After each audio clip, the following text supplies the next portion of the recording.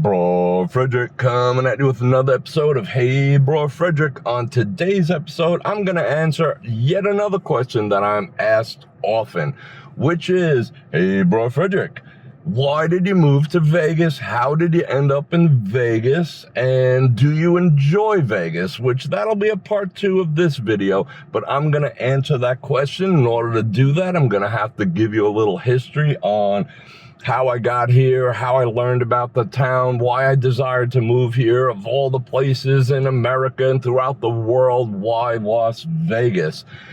And I'm going to get right into it right after this.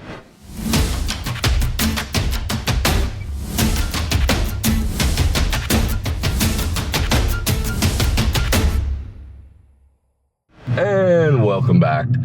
I'm leaving Circus right now. I had a few things I had to take care of. It's kind of early in the morning to be out and about on the strip, but it's a lovely morning, even though it's hot AF outside. Got the air conditioning cranking. You might hear a little whiz in the background, but you'll just have to deal with it. So let's get into the question of why I moved to Las Vegas as we enjoy this trip up and down the Las Vegas Strip.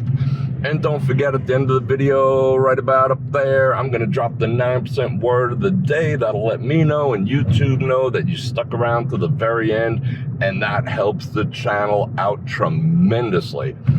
So, Bror Fredrik, how did you end up in Vegas? Why did you move to Las Vegas? Well, getting into a little bit of history, I've been around the gaming community in Nevada for a long time.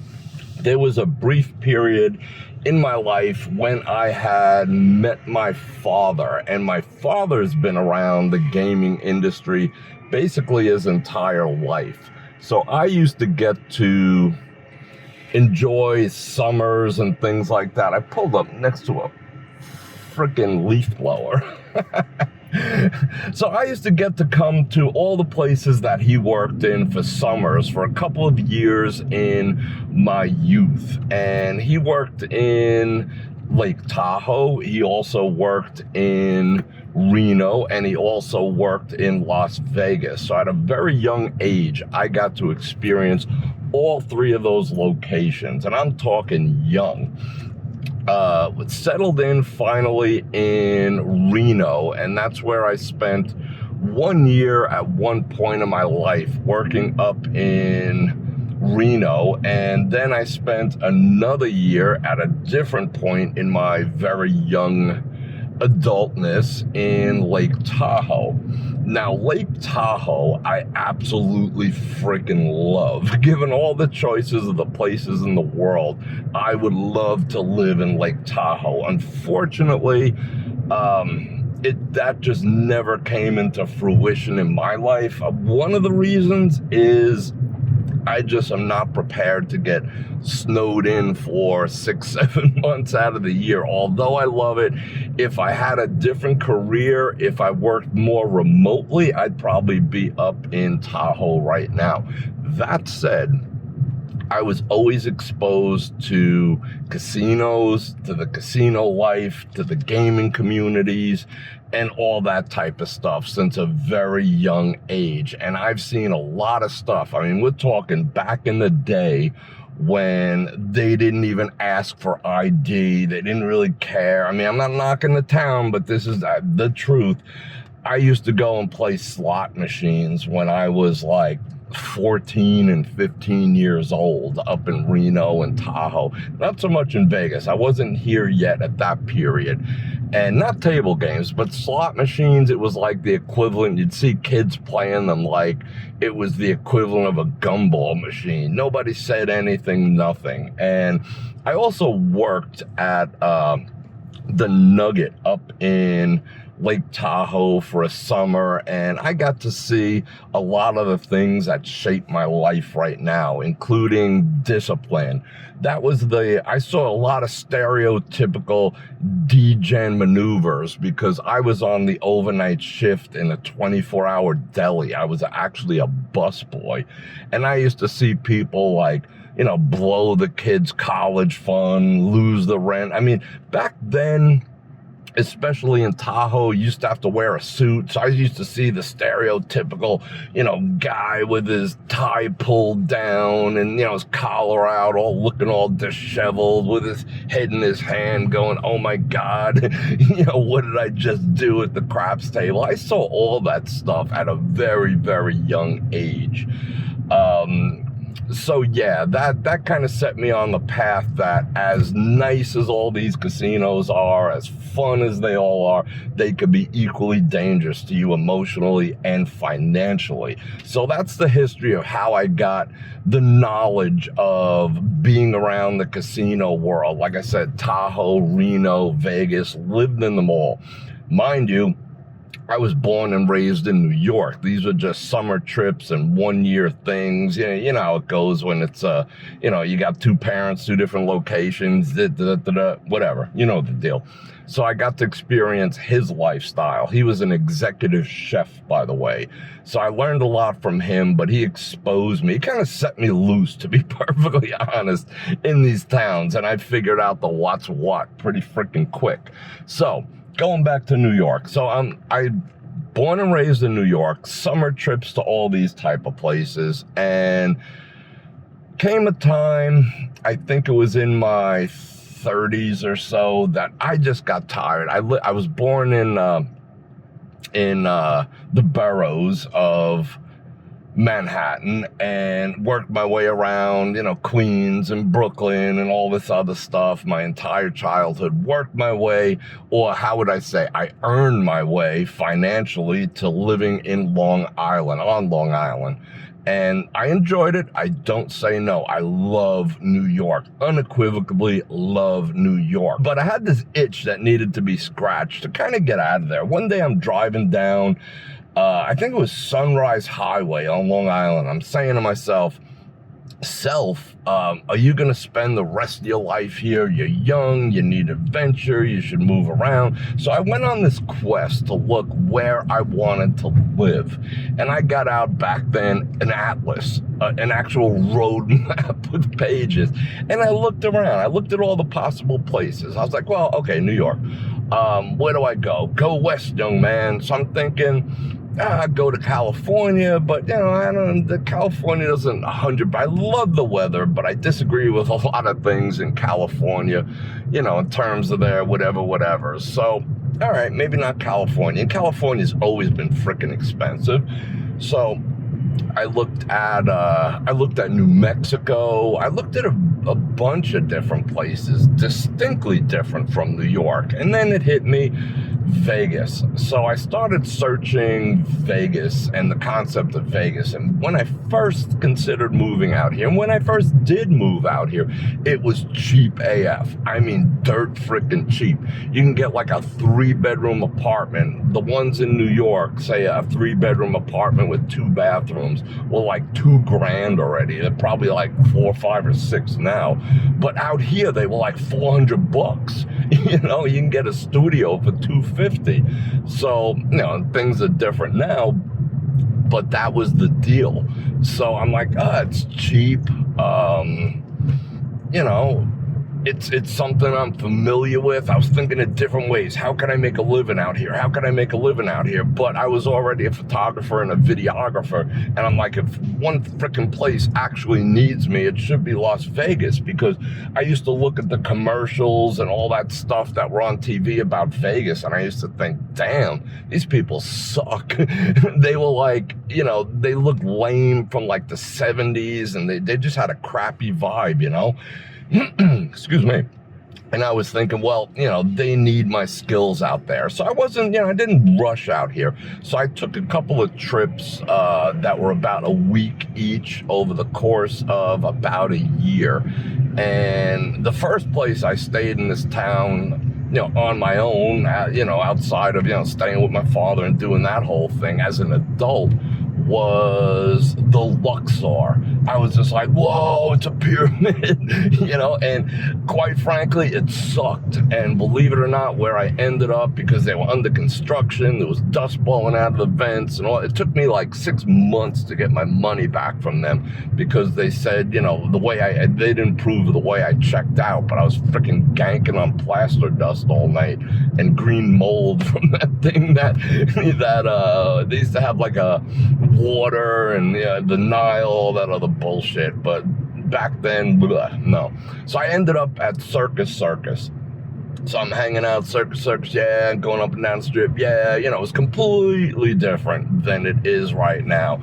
And I'm making some moves and talking to some people. What can I do? What kind of, you know, so I'm getting a feel for the town. Now, granted, I think I came out the first time probably early spring or something like that. And the second time I came out in, I believe it was June. And I was like, oh my God, this weather is like hell on earth. And that kept me from moving. And I still, to this day, believe this weather is like hell on earth. The heat in Las Vegas does not agree with me whatsoever. I cannot stand heat. Oddly enough, I live in Las Vegas, so it's strange. But we'll get into if you want me to do 2 more videos, one being why I love Las Vegas and the other one being why I hate Las Vegas, let me know in the comments and I'll tell you why I love and why I hate Las Vegas. 2 separate videos, because I do have a love-hate relationship with this place, believe it or not. As much as I'm, you know, into it, it's still a love-hate relationship. So I came out here in the heat and I was just like, oh my God, I don't know if I can do this. But I prepared. I thought, all right, you know, this place has air conditioning, you know, and I was a pretty avid outdoorsman in New York, believe it or not. So I like the outdoors, and I was just like, that part of my life has to go if I move to Las Vegas. No ifs, ands, or buts. One, it's in the middle of freaking desert, you know. I mean, I'm not like a rock climber or anything like that. I used to do, you know, camping and fishing and, you know, that type of, you know, like Outdoor Life magazine. That was me in New York. And I just couldn't see, you know, any of that. There's no water other than Lake Mead, which is almost gone right now. And, you know, there's no real hunting opportunities per se or anything like that. Should we go down to the sign? Yeah, let's go down to the sign. Let's do that while we chit chat. So I finally made the decision to move out here. Packed up all my crap in a big freaking Penske truck and headed on out here. And the first place that I stayed was Boulder Station because they allowed parking of this ginormous truck, and I had a big ginormous Suburban back then too. So I packed up all my stuff, put the Suburban on the trailer, blomp, out to Vegas. So I come out to Vegas and took some time, found a place that I actually ended up renting, and, you know, kind of found my way around town. So I'm starting to, I wouldn't say fit in, because back then my New York accent was so strong. I mean, you think it's strong now, it's like a tenth of what it used to be, with much work on my part. So my accent was really, really, really strong. And again, back then, this town had a little bug up its ass for people, how would I say, moving here. There was almost a level of like discrimination. They were like, oh, you're one of those back Easters. You know, I'd open my mouth and like people in a room or people I wanted to negotiate business with, or even in the casinos talking to all the execs, their heads would just spin around and they'd be like, oh, you're one of them from back east. You know, it was definitely different. Now it's like people from all, let alone all over the country, all over the freaking world. So it's not that big a deal anymore. But back then it was like, oh, this freaking New Yorker, you know, coming to our town, da da da da da. But, you know, I learned to tone it down a little bit. I took the F word out of my vocabulary as much as I possibly could, because in New York, the F word is in like every sentence and usually twice. It's just the way it is. You know, it's the perfect word as far as New York is concerned, and no one gets offended by it. So I had to learn to tone that down, and there's a lot of things. So yeah, eventually I started back up the photography business, back up the video business, and I started working for basically the who's who in this town.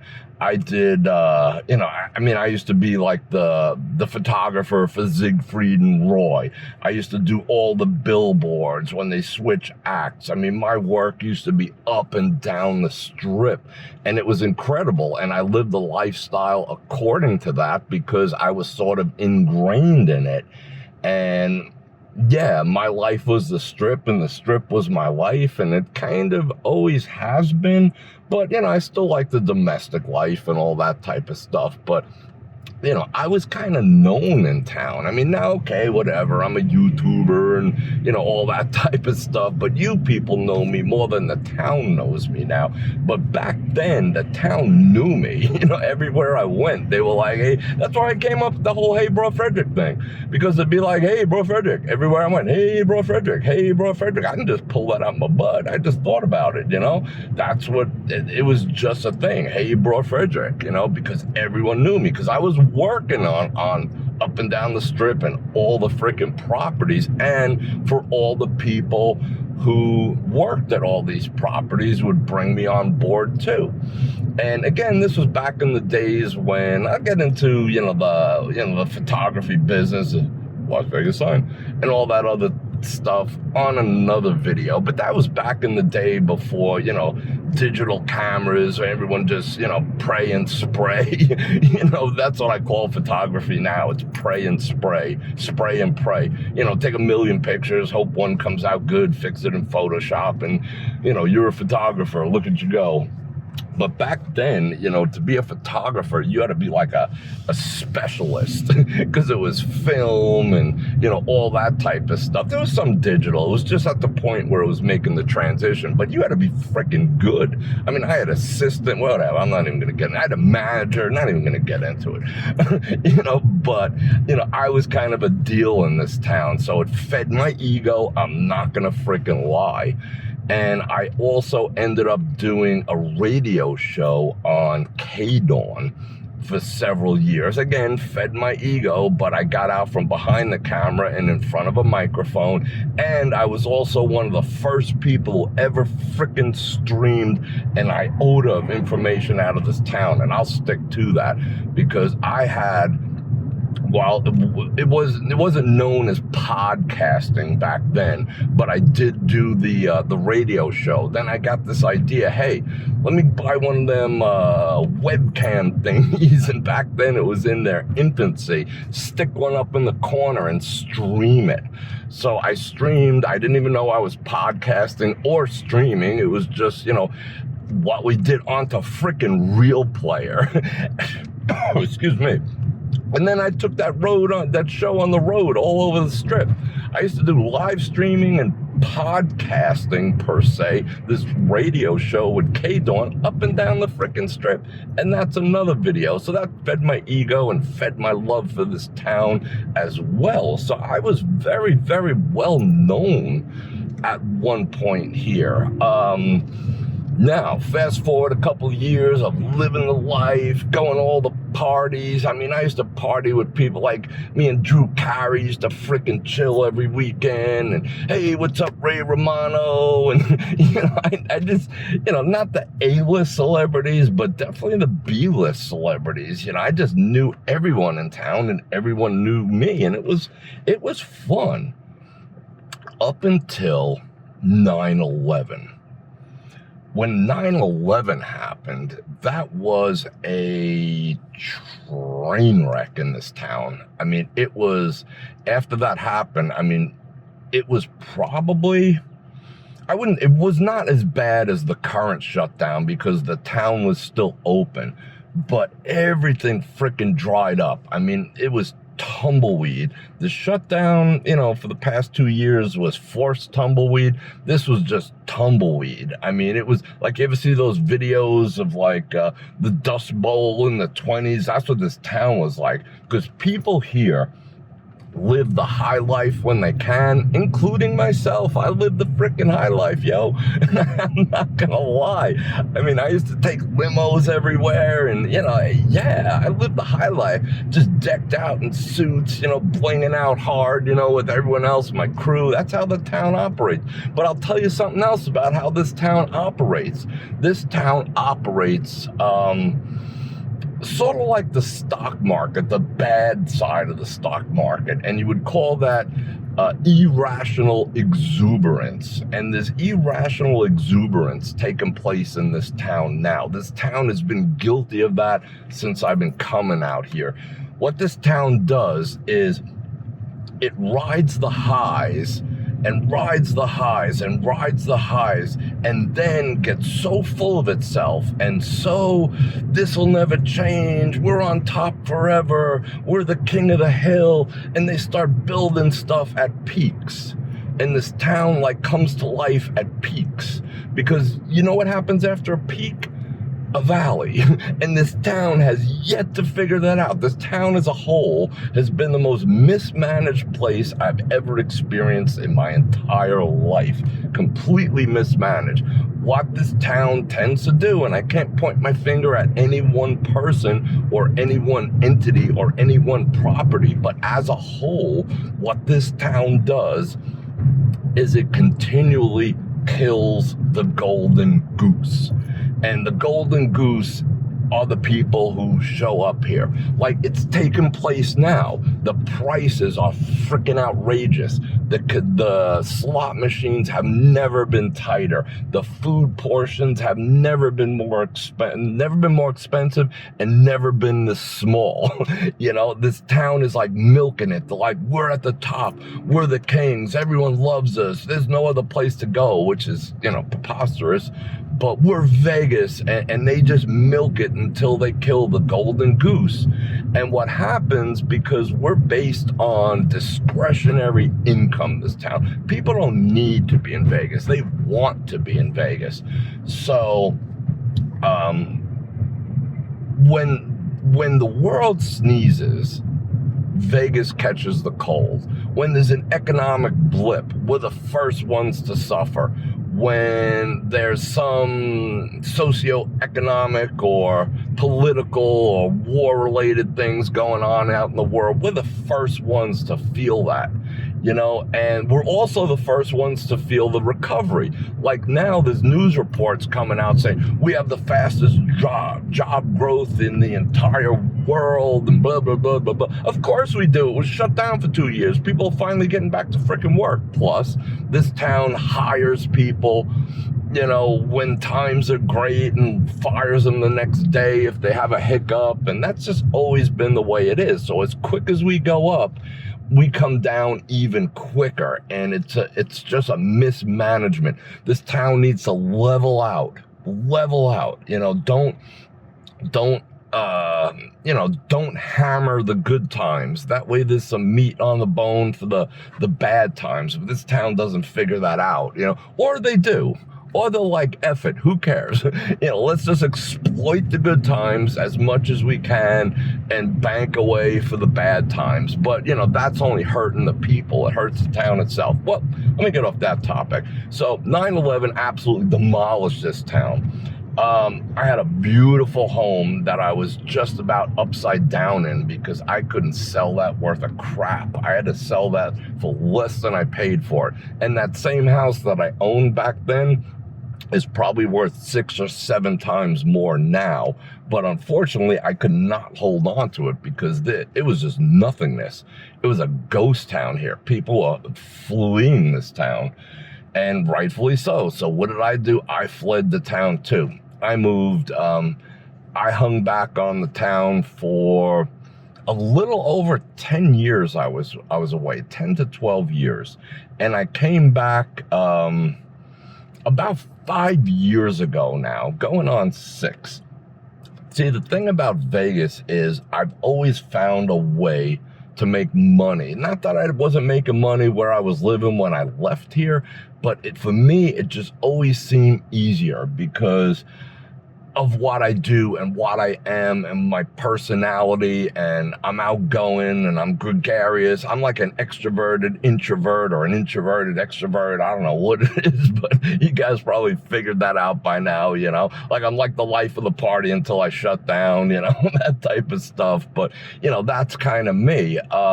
So this town kind of welcomes that personality, and it's always like fed into one, again, my ego. I'm a ham, I'm a showman. I'm not gonna lie, even though I've spent the major portion of my career behind the camera, I've spent an equal amount in front of it too, and selling myself to get these other jobs. So it was about me, and I just happen to be a photographer and a videographer. So I've always sold myself.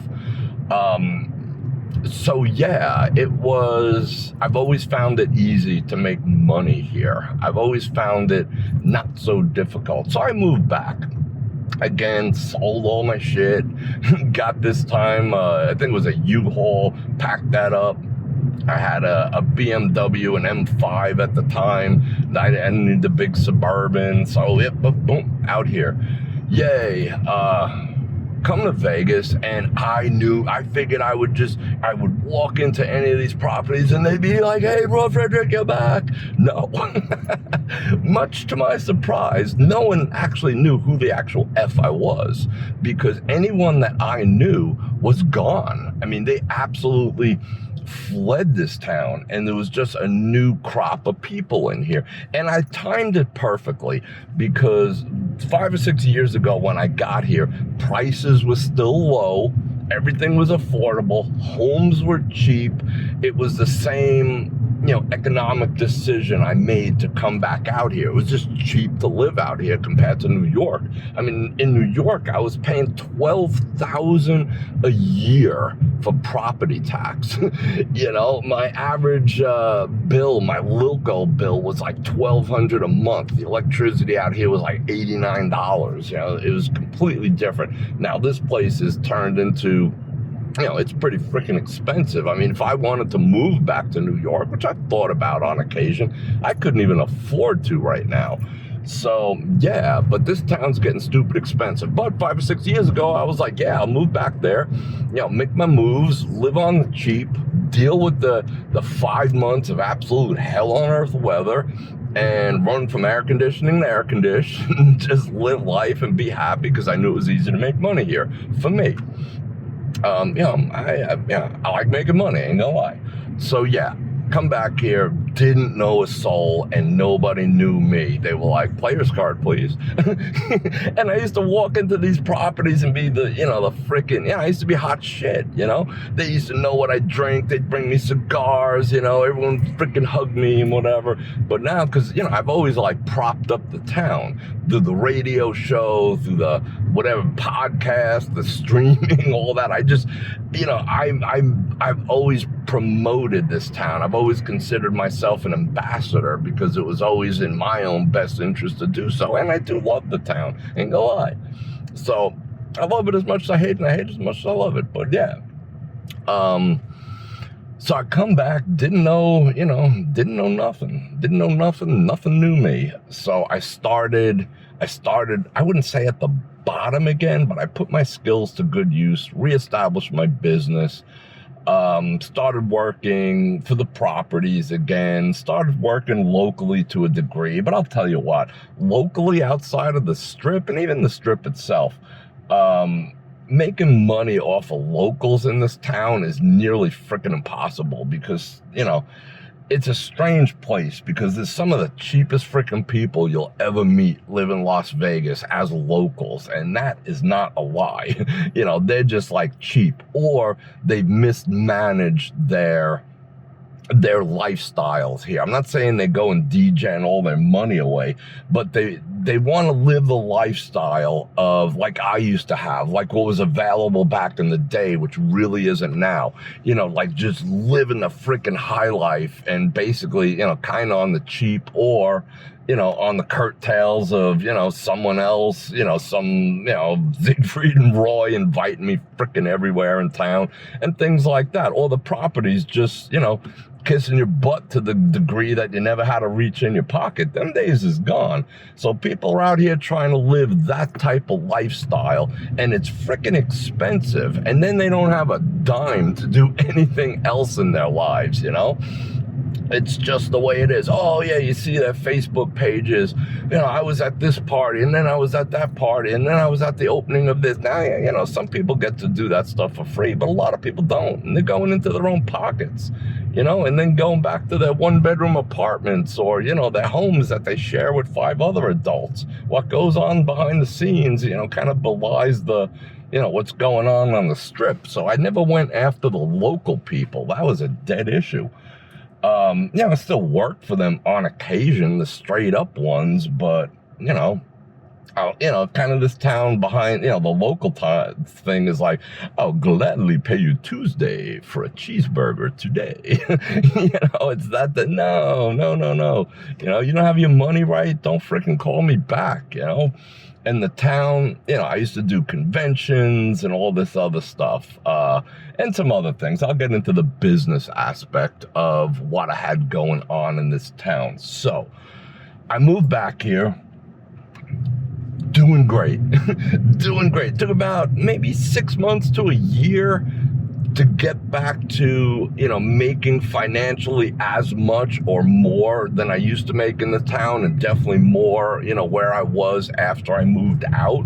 So that did not take enough time. I mean, that did not take much time at all. Hustled my ass off, and bada bing, I'm back. Okay, good.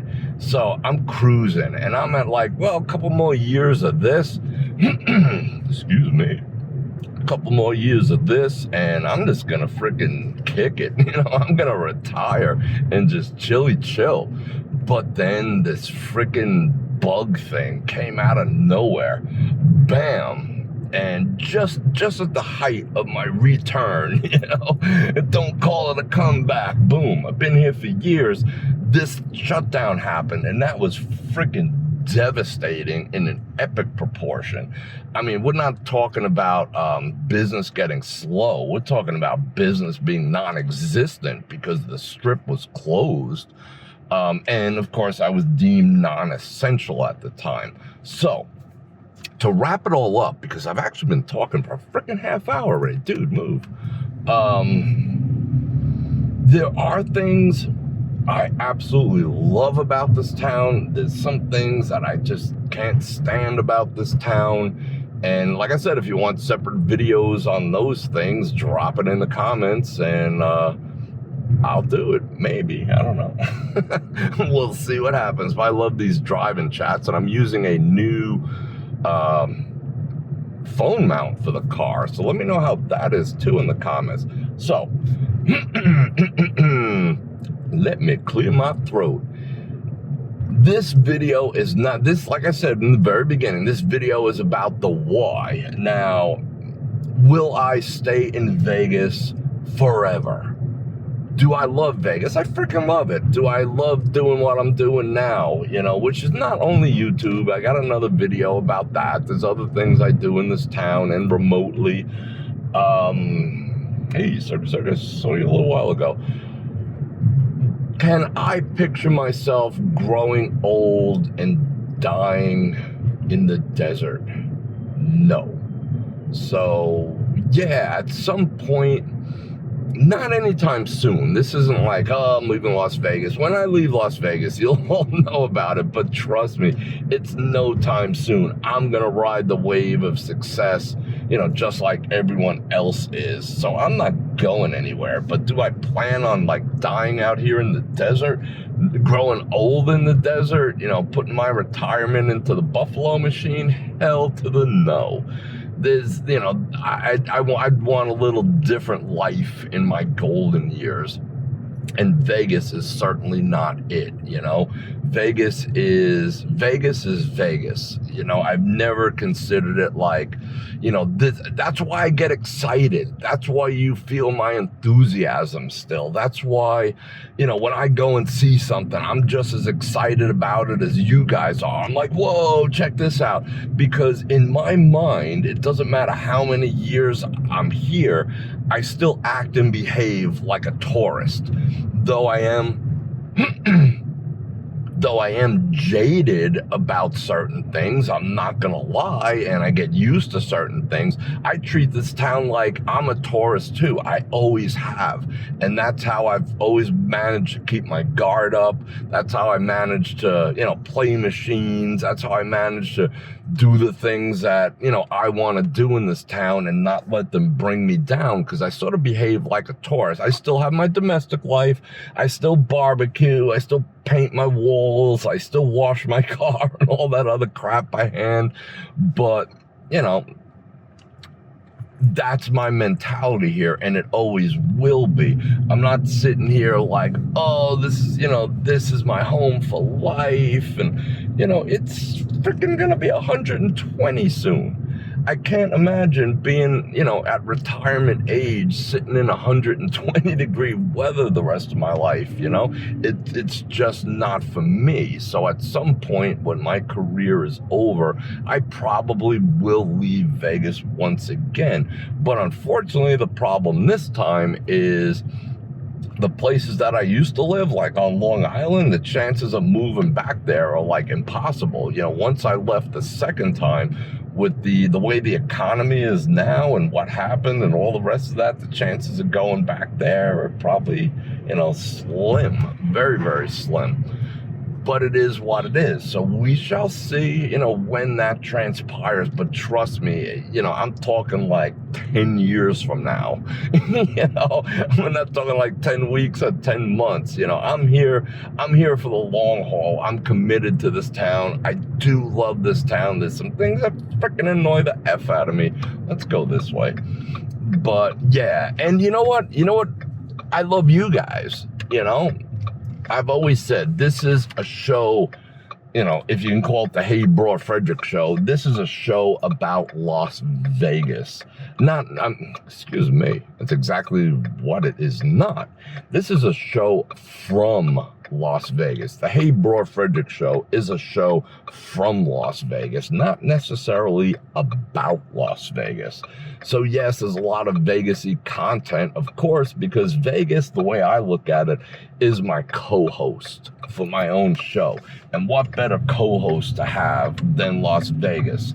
So yeah, I'm gonna ride the wave and I'm gonna enjoy everything this town has to offer and wants to give me for as long as possible, until maybe the next time they just brutally mismanage things, and I'm seeing some complete and utter mismanagement now. So we'll see what happens, but I have no plans to go anywhere. I just wanted to give you some history on how and why I got to Las Vegas. So there you go. You know a little more about me. And I want to thank you for coming along for this drive and chat up and down the strip. Now I'm heading into the local part of town. You can come with me for a few minutes while I drop the 9% word of the day right up in this corner. Bam.